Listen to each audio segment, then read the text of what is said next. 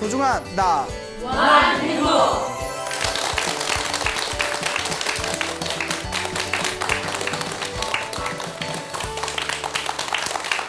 예, 만나서 반갑습니다. 반갑습니다. 예, 광우 스님이라고 합니다.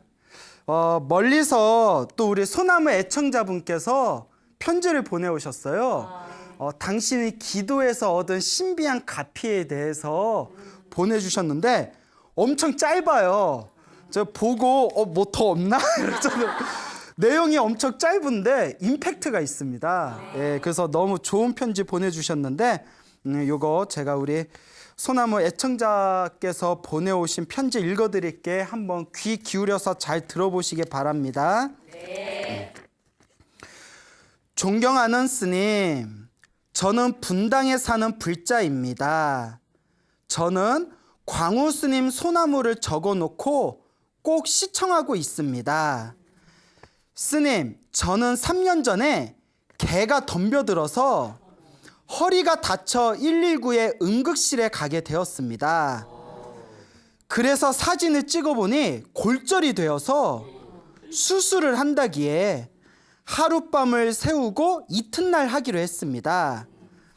그래서 저는 밤새 관세음보살님을 기도하고 있는데 비몽사몽에 하얀 관세음보살님이 꿈에서 나타나셨습니다. 그런데 아침에 의사 2명이 와서 수술하지 않아도 된다고 하면서 집에 가라고 해. 요양병원에 20일 있다가 집에 와서 지금까지 하나도 아프지 않고 지내고 있습니다. 저는 매일 사경을 하고 있습니다. 하루도 빠짐없이. 예, 그리고 끝입니다. 예. 예, 굉장히 짧지만 임팩트가 있죠? 예, 그래서 이제 글씨체가 연세가 드신 노보살님이 보내주신 것 같아요. 그러니까 개가 덤벼들어가지고 놀래서 골절이 됐대잖아요. 응급실 119 응급실에 119 이제 응급실에 이제 갔는데 검사를 해봤더니 골절이 됐는데 이제 하룻밤 보내고 이튿날 수술하자. 그래서 이제 관세음보살님을 간절하게 불렀더니 예, 비몽사몽에 하얀 옷을 입은 관세음보살님이 나타나더니 그 다음날 수술 받아야 되는데 의사 2명이 와서 그냥 가세요 이러더라고요. 그래서 골절이 됐다는데 정밀 검사에서 골절 잘못 판단할 수는 없잖아요.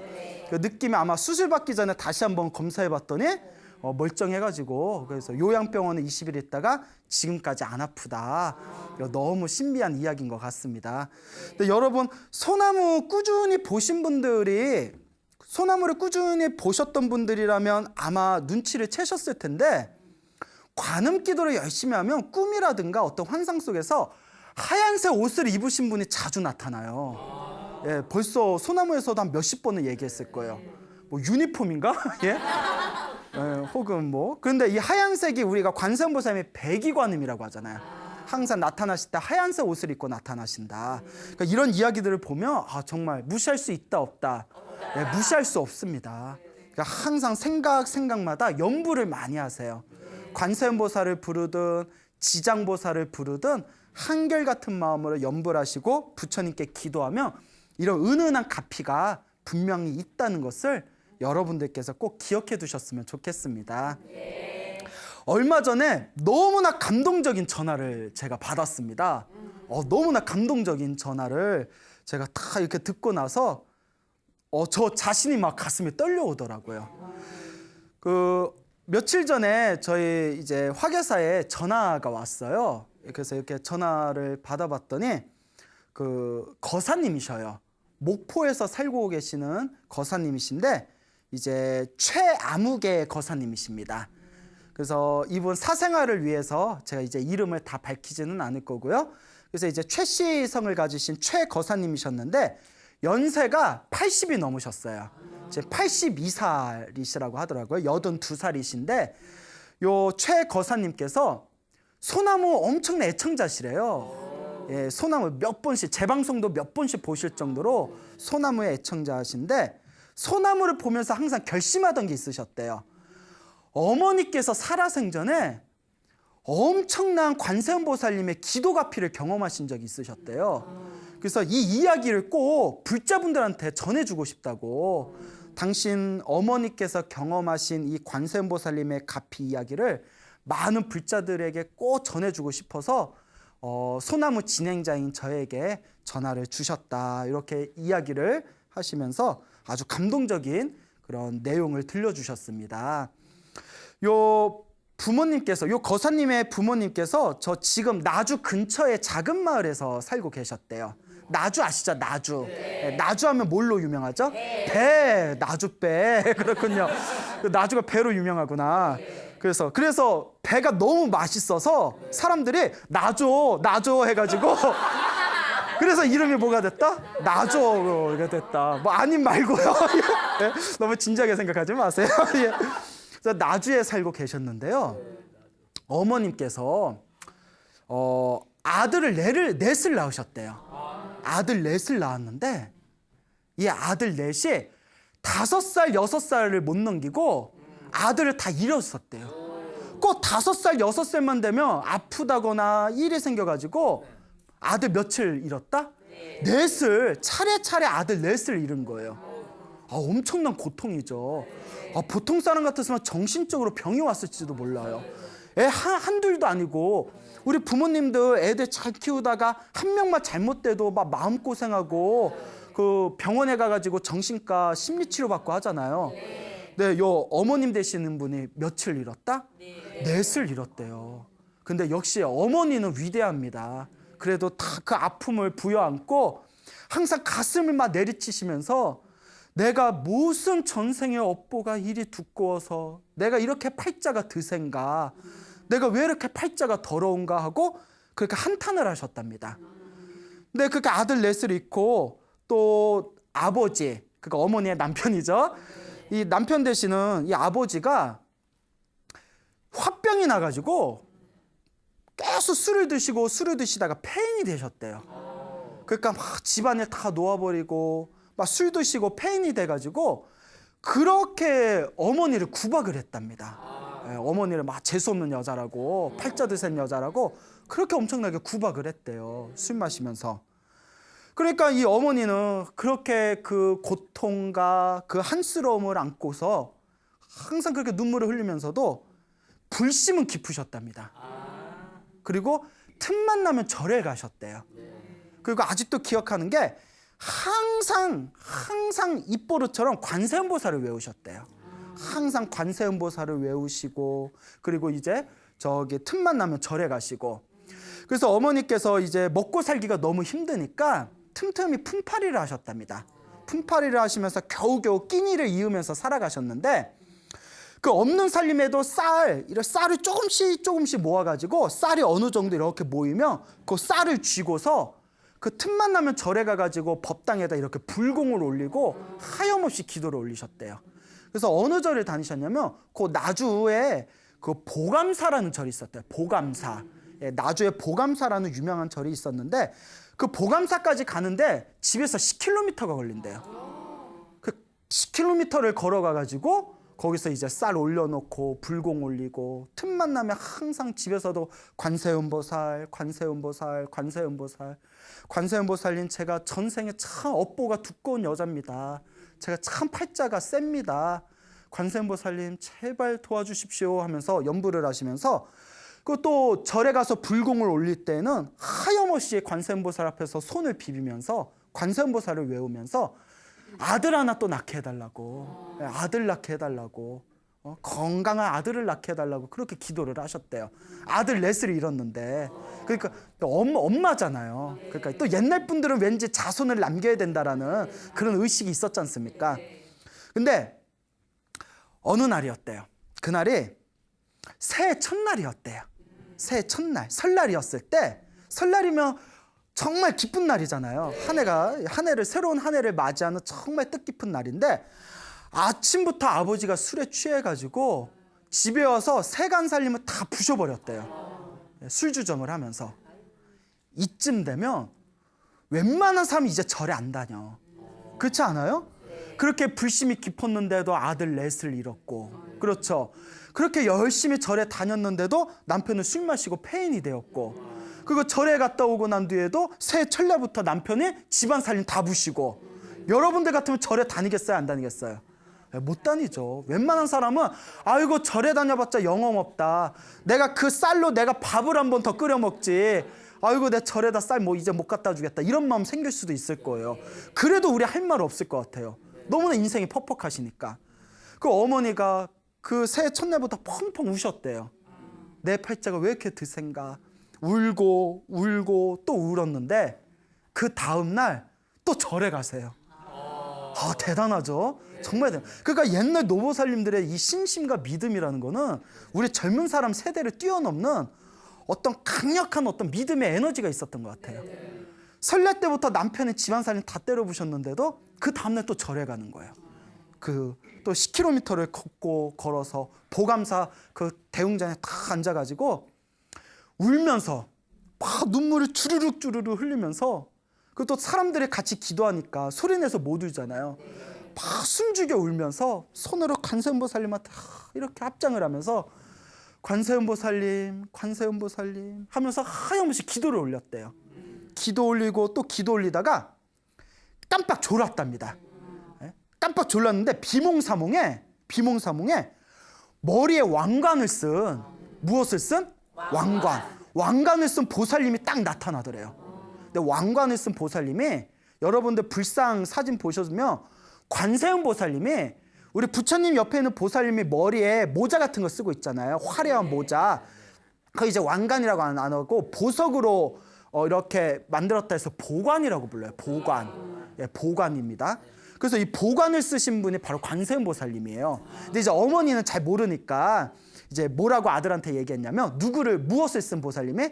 왕관을 쓴 보살님이. 그러니까 아마 관세음 보살님이었을 거예요. 왕관을 쓴 보살님이 싹 나타나더니 잉어 2마리를 가져오시더래요. 잉어 2마리를 딱 가져오면서 자, 이거 가져가서 집에서 잘 키워라 하면서 잉어 2마리를 주더랍니다. 그 잉어 2마리를 얼떨결에 치마폭에 이렇게 받았대요. 치마폭에 딱 받았는데 그 치마폭에 봐서 이게 집으로 돌아왔대요. 그 집으로 와가지고 잉어 2마리를 이렇게 잘 키웠답니다. 근데 큰 집에 형님이 갑자기 찾아오더래요. 큰 집에 형님이 이렇게 찾아오더니 잉어 2마리 있다면서 한 마리만 나 줘라. 아니 2마리인데 한 마리만 나 줘라고 막 간청을 하더래요. 그래서 그냥 2마리 있으니까 큰 집 형님이 달라니까 또 어머님이 성품이 되게 온화하셨나 봐요. 우리 같으면 내 건데 왜? 막 이러. 아 형님도 절에 가서 받아오든가. 왜 내 거 갖고 달래? 뭐 내가 호구야? 막 이러고. 이럴 수도 있는데 성품이 온화했나 봐요. 아유 나 2마리 있는데 한 마리 드리지 뭐. 그러니까 한 마리를 줬대요. 잉어 한 마리를 줬는데 며칠 후에 그 큰집 형님이 오시더니 야 우리 집 잉어 죽었어 이러더래요. 깜짝 놀래가지고 어머나 하고 고개를 돌려서 자기가 키우고 있던 그 잉어 한 마리를 딱 보니까 아주 그냥 팔팔하게 살아있더래요. 막 팔팔하게 놀고 있더랍니다. 그래서 아이고 다행이다 하는 순간 꿈에서 딱 깼대요. 너무 생생해서 여기는 어디지? 내가 뭐 했지? 너무 꿈이 생생하니까 그 주변을 둘러봤더니 법당 아니었던 거예요. 그 법당 안에 잉어 2마리를 왕관을 쓴 보살님이 잉어 2마리 줘가지고 그거 받아가지고 집에 가고 형님한테 잉어 한 마리 주고 했던 게 다 꿈이었던 거예요. 그래서 아이고 내가 별 희한한 꿈이다. 희한한 꿈을 꿨다. 그 딱 집으로 왔는데 그 꿈을 꾸고 나서 얼마 안 돼서 여러분들이 이미 예상하는 바와 같이 임신을 한 거예요. 딱 임신을 했는데 잘 들으세요. 딱 임신을 했는데 자기가 임신을 한 비슷한 시기에 큰집 형님도 임신을 한 거예요. 야, 그리고 달이 차가지고 아들을 낳습니다. 건강한 아들을 낳았어요. 그런데 큰집 형님도 애를 낳았는데 아들을 낳았는데 며칠 안 돼서 큰집 형님 아들이 죽었대요. 그러니까 꿈에서 똑같이 그냥 꿈꾼 대로 그대로 이루어진 거예요. 그러니까 이제 아들을 낳으니까 그 꿈에서 본 거대로 그렇게 똑같은 어떤 이야기가 펼쳐지니까 이 어머님이 마음에서 확신이 쓴 거예요. 관세음보살님이 점지해준 아들이다. 내 아들 관세음보살이 점지해준 아들이다. 그러니까 인생이 막 희망이 생긴 거예요. 이제는 막 남편이 와서 술 취해가지고 집안 살림 다 때려부시고 구박해도 옛날처럼 가슴이 덜 아픈 거예요. 이제 의지할 아들이 생겼으니까. 그래서 이제 살짝 걱정이 됐대요, 어머님이. 어머님이 어떻게 걱정을 했냐면 얘가 전에 4명처럼 5살, 6살을 못 넘겨서 또 죽을까 봐. 그래서 살짝 약한 마음도 생겼는데 마음에 어떤 확신이 생겼냐면 아니다. 관세음보살님이 점지해 준 아들이다. 분명히 이 아들은 관세음보살님이 끝까지 도와주실 것이다. 이 저주의 굴레에서 벗어난 아이다. 다른 아이가 아니라 보통 아이가 아니다. 그렇게 이제 확신이 쓰더랍니다. 그래서 그 아들이 지금 전화로 저한테 어머니 이야기를 해주고 있는 그 거사님인 거예요. 그래서 어머님의 아들을 위해서 매일매일 간절하게 기도를 합니다. 근데 어떻게 기도를 했냐면 그 부모님이 사시던 마을에 50여 가구가 있었대요. 50여 가구에 우물이 2개가 있었답니다. 그러면 새벽이 되면 해가 뜨기 전에 새벽이 되면 어머니가 아무리 피곤해도 일어나셔가지고 사람들이 손대지 않은 첫 우물물을 뜨는 거예요. 첫 우물물을 떠가지고 정한수 하나 탁 만들어 놓고 아직도 기억이 난대. 어렸을 때 그 기억에 손바닥에 그냥 하염없이 손바닥을 비비면서 관세음보살을 부르면서 하염없이 관세음보살을 부르면서 부디 바라옵건대 관세음보살님 우리 아들 건강하게 해주십시오. 하는 일마다 잘 되게 해주십시오. 건강하게 자라고 하는 일마다 우리 아들 잘 풀리게 해주십시오 하면서 간절하게 이렇게 기도를 하시더래요. 간절하게. 그러니까 매일매일 그 한여름에도 그 추운 한겨울에도 손을 비비면서 관세음보살님 그렇게 간절하게 기도를 했는데 아니나 다를까 마지막 낳은 아들이 5살, 6살 넘어갔는데도 건강하게 자란 거예요. 자, 근데 이제 사단이 생깁니다. 어머니가 이제 늦게 아들을 낳았잖아요. 마지막 아들을. 앞에 4명을 잃고. 그 어머니가 약 40대였대요. 40대였고 자기가 그때 기억에 7, 8살 때였대요. 7, 8살 때였을 때 어머니가 자꾸 가슴에 이렇게 한쪽 가슴에 혹이 자랐대요. 지금 생각해봤더니 유방암이었던 것 같대요. 지금 생각해봤더니.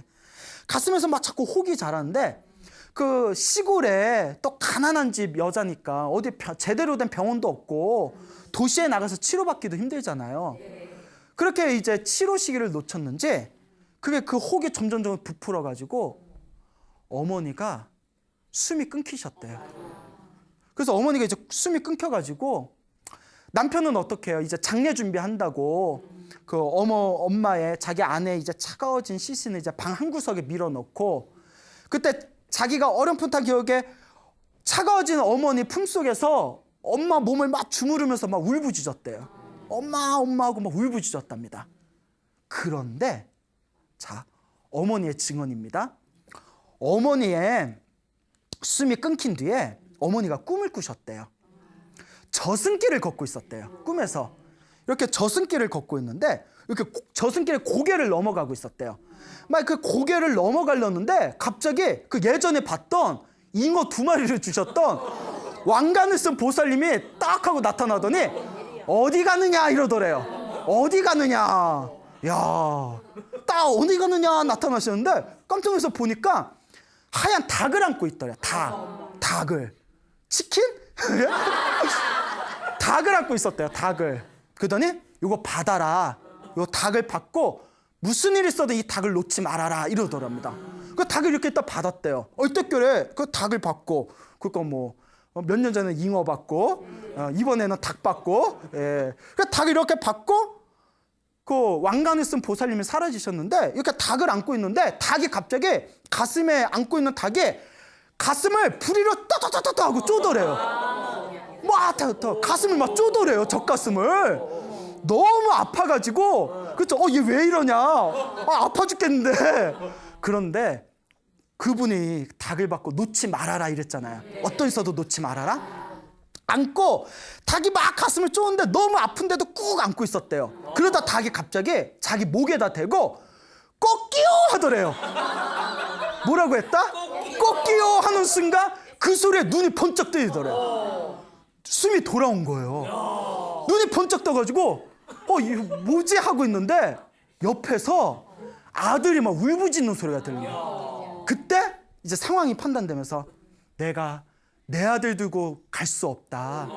내가 요 놈 두고 내 아들 두고 내가 갈 수 없다고 겨우 몸을 가까스로 일으켰대요. 몸을 막 이렇게 일으켰는데 마을에선 난리가 났대요. 죽은 사람이 돌아왔다고. 죽은 사람 돌아왔다. 장례 준비하고 있는데 죽은 사람이 돌아왔으니. 그리고 가까스로 이제 정신을 차려서 가난한 집에서 어떻게 치료를 받겠어요.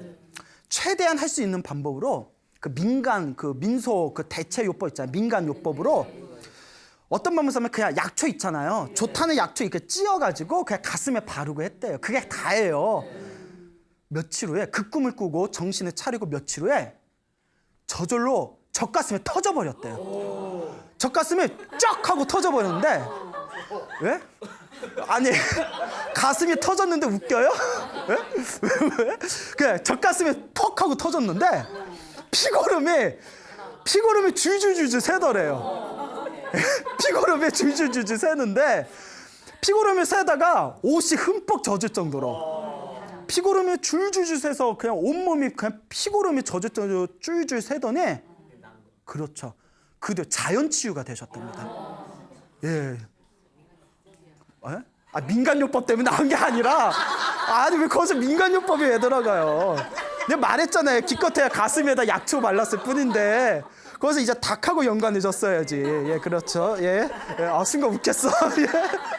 하여튼 그리고 평생을 건강하게 사셨답니다. 자, 놀라지 마세요. 103살을 사셨대요. 몇 살? 103살. 예, 103살 동안을 건강하게 살다가 가셨대요. 예, 그 40대 죽을 고비를 넘기시고. 그러니까 어머니가 이제 관세음보살에 대해서 이제 이 기도에 대해서 의심할 수가 없죠. 그냥 매일 기도하는 거예요. 아들을 위해서 그냥 매일 기도했대요. 그 사람이 이 얘기를 하면서 막 우시는 거예요. 그냥 막 전화로 얘기하면서 막 꺼이꺼이 막 우시는 거예요. 그래서 나도 막 울컥하잖아요. 거사님 왜 우세요? 왜 우세요? 그 80 넘으신 거사님이 막 우시는 엄마 생각난다고 얘기하다가 막 그 아들 하나 잘 되라고 기도하시던 우리 엄마 생각난다고 아직도 눈에 선하다는 거예요. 그리고 이 거사님이 집안이 너무 가난했대요. 너무 찢어지게 가난해서 학교도 제대로 못 다녔대요. 근데 이 거사님이 무슨 생각을 했냐? 남들 같으면 좌절했을 거예요. 그렇죠? 우리 주변에 보면 굉장히 부정적인 사람들 많잖아요. 내가 성공 못한 게 집안 때문에 성공 못했다. 부모 잘못만 해서 성공 못했다. 내가 뭐 흙수저라서 성공 못했다. 예? 근데 그 거사님은 무슨 생각을 했냐? 뭐라고 했냐? 나는 관세음보살님이 점주해준 아들이다. 그러니까 어렸을 때도 그게 귀에 박히도록 들었대요. 관세음보살님이 점주해준 아들이고 우리 엄마가 나를 이렇게 평생 기도해줬는데 나는 무슨 일을 하든 성공을 안 할래야 안 할 수가 없다. 그런 막 확신이 들더래요. 그리고 사회에 나가서 정말 열심히 살았대요. 그냥 성실 그 자체셨대요. 정말 열심히 성실하게 사셨답니다. 한치의 틈도 없이 성실하게 사셨대요. 그리고 어머니가 아버지가 하도 술을 많이 드신 것 때문에 어머니가 술이라면 그냥 덜덜 떠셨대요. 그래서 어머니의 항상 간곡한 부탁이 술 마시지 말아라, 술 마시지 말아라. 평생 술을 입에 안 대셨대요. 어머니의 유언이다 생각하고 평생 술을 입에도 안 대고 담배도 안 피셨대요. 그냥 성실하게만 사셨대요. 자, 놀라지 마세요. 그렇게 힘들고 괴로운 가정 환경 속에서도 관세음보살을 믿고 어머니를 믿으면서 열심히 살아오셨던 이 거사님께서 제약회사에 임원을 하십니다. 제약회사에 임원을 하시고요. 중국에 있는 조그만 지방대학의 명예교수가 되십니다. 그 우리나라에 있는 지방대학의 총장을 역임합니다. 그리고 부모님을 생각하면서 간절하게 쓴 시집이 있었는데 그 시집 덕분에 문학계에서 상을 받습니다. 그리고 아내가 엄청나게 어머니께 잘한 효부였대요. 효성이 지극한 효부였는데 자기 아내가 나라에서 주는 훈장까지 받으셨대요. 이분이 인터넷에서 검색해보니까 사진까지 나오세요. 사진까지 나오는 유명 인사세요. 근데 이분의 개인적인 사생활이 있으니까 제가 이름 실명을 대진 않겠습니다. 예. 그러면서 이분께서 막 우시면서 내가 이 자리에 이렇게까지 살 수 있었던 거는 정말 우리 어머니의 헌신 덕분입니다. 울면서 저한테 간곡하게 부탁을 하셨어요. 스님, 부디 이 이야기를 많은 불자분들에게 전해 주십시오. 부처님은 정말 있습니다. 보살님은 정말 있습니다. 불보살님의 가피는 정말 존재합니다. 그 증거가 우리 어머니입니다. 우리 어머니 이 이야기를 제발 널리 전해 주십시오라고 간곡하게 부탁을 하셨습니다. 그래서 제가 거사님 이야기 듣고, 거사님의 이 소중한 이야기를 듣고 저도 너무나 가슴이 뭉클해진다고 이 이야기를 내가 소나무에서 많은 불자분들에게 전달해드리겠습니다라고 그렇게 이제 말씀을 드렸습니다. 이렇게 소중하고 좋은 어머님의 이런 아름다운 이야기 전해주신 우리 목포에 계시는 최 거사님 너무나 감사드립니다. 예. 네. 자, 이와 같이 기도의 힘이란 건 분명히 있습니다. 예, 기도의 힘은 분명히 있다는 걸 여러분들도 의심하지 마시길 바랍니다. 힘들고 괴로울 때 남을 탓하지 말고 자신의 인생과 팔자를 탓하지 말고 무엇을 열심히 해라? 기도해라. 기도도 복잡하게 할 필요 없습니다. 무엇을 하든 하나만 제대로 꾸준히 하면 됩니다. 그 우리 목포의 그 최거사님 어머님 되시는 그 노보살님도 평생 뭐만 했어요? 그러니까 관세음보살 하나만 했잖아요. 뭐 이것저것 안 했어요. 뭐 금강경 했다, 법화경 했다, 천수경 했다, 뭐 능엄주가 좋다니까 능엄주 했다.